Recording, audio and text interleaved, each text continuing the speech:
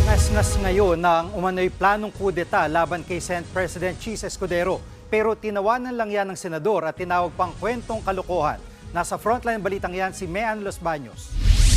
4 na buwan pa lang nakakaupo bilang Senate President si Senator Chis Escudero, pero may umuugong ng umano'y planong kudeta para patalsikin siyang leader ng Senado.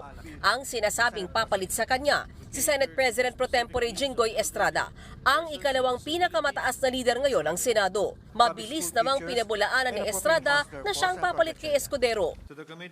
Hindi po totoo yan at wala po akong balak. Okay? Nagtataka ako, nagugulat ako dito sa mga kumakalat na mga usap-usapan na papalitan na raw yung ating Senate President. Wala po katotohanan yan. Sabi ni Estrada, hindi niya alam saan galing ang haka-haka na planong patalsikin si Escudero. Pero inamin niyang ilang linggo na raw mula nung narinig niya ito. Wala pa naman daw lumapit sa kanya para magpapirma. Hindi ako. Yan narinig ko, merong iba.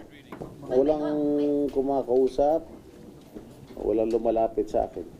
May unrest ba among senators? Wala naman.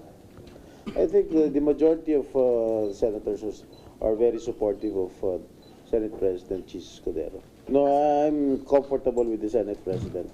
The Senate President is doing a good job. Karamihan din daw sa mga senador, suportado si Escudero. Ilang beses na ring lumutang noon ang pangalan ni Estrada noong napabalita ring papatalsikin si dating Senate President Mig Zubiri bago siya tuluyang palitan ni Escudero noong Mayo.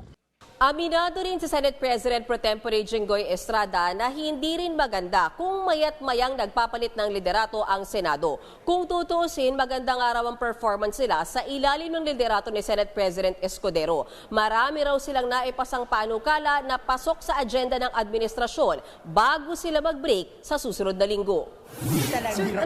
Naging matipid naman ang sagot ni Escudero ng tanungin ng media tungkol sa kudeta laban sa kanya. Let's go, wag na. Dapat talaga yung mga kwenta niyong pagkabuhan. Sa isang pahayag naman ay pinadala niya sa News 5, tinawanan lang ni Escudero ang umano'y kudeta laban sa kanya. Bakit daw siya magkukomento sa chismis lang mula sa mga hindi kilalang source? Dagdag pa niya, naglilingkod lang siya at ibang opisyal ng Senado hanggat gusto ng mayorya. Lumutang din ang pangalan ni Senator Loren Legarda na isa sa mga posibleng pumalit bilang Senate President. Pero sinabi niya wala siyang alam sa planong kudeta at nakatutok daw sila sa trabaho sa Senado. Isa pang sinasabing may kinalaman umano sa pagpapatalsik kay Escudero ay si Senator Cynthia Villar. Pero pinabulaanan niyang may kinalaman siya rito. Si Senator Bato de la Rosa naman na bahagi ng mayorya, natanong din kung alam niya ang planong kudeta. Kung attempts against SP Escudero, meron ba, sir? Meron, sir? Ginugulo yung buhay namin dito. Kami. Tahimik yung buhay namin dito. So wala, sir? Wala pong walang nagpaikot, preso?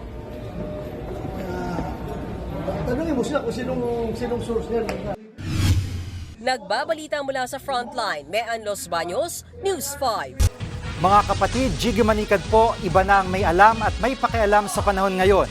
Para sa konkreto, kumpleto at komprehensibong balitaan sa Frontline, mag-follow at mag-subscribe sa social media pages ng News 5.